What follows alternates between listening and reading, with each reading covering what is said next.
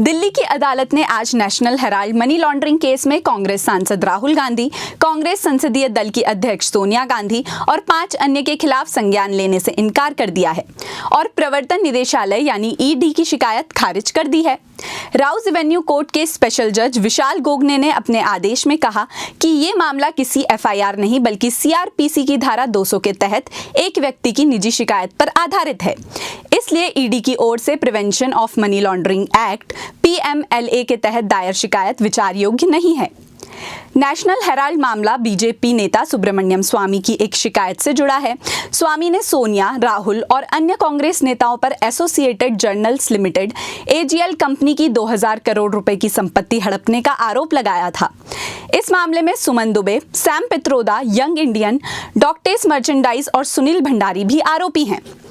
Rouse Avenue court ने कहा कि इस मामले में दिल्ली पुलिस की आर्थिक अपराध शाखा ईओडब्ल्यू पहले ही एफआईआर दर्ज कर चुकी है। ऐसे में ईडी की दलीलों पर फैसला देना जल्दबाजी और गलत होगा।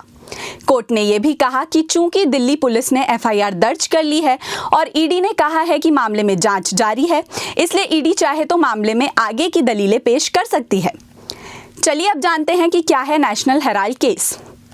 नेशनल हेराल्ड अंग्रेजी का एक अखबार था जिसे 1938 में पंडित जवाहरलाल नेहरू ने शुरू किया था।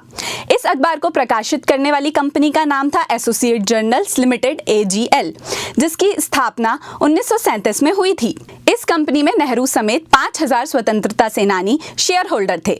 ये कंपनी 2 और अखबार प्रकाशित करती थी, हिंदी में नवजीवन और उर्दू में कौमी आवाज। आजादी के बाद ये अखबार कांग्रेस के मुखपत्र की तरह काम करता था, लेकिन 2010 तक इस कंपनी के 5000 में से सिर्फ 1057 शेयर होल्डर ही रह गए थे। 2008 में वित्तीय कारणों से नेशनल हेराल्ड और बाकी दोनों अखबार बंद कर दिए गए। विवाद तब शुरू हुआ जब 2012 में बीजेपी नेता सुब्रमण्यम स्वामी ने एक आपराधिक शिकायत दर्ज की।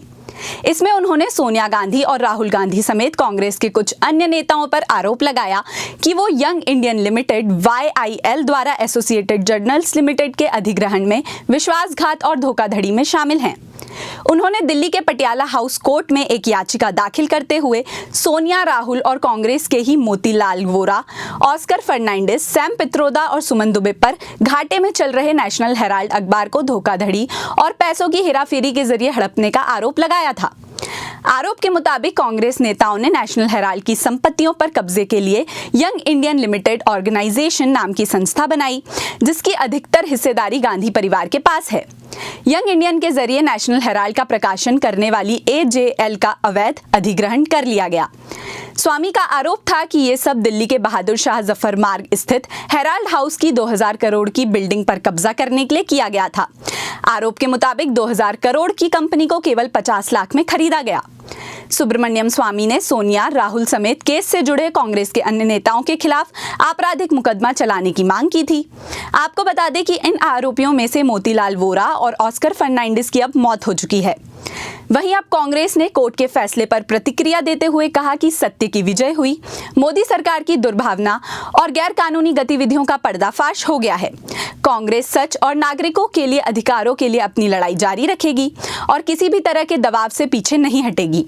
ये आरोप निराधार थे, जिन्हें राजनीतिक दबाव, बदनाम करने की कोशिश और प्रचार अभियान के तौर पर इस्तेमाल किया गया था। ऐसी ही तमाम खबरों के लिए जुड़े रहिए हमारे साथ। धन्यवाद।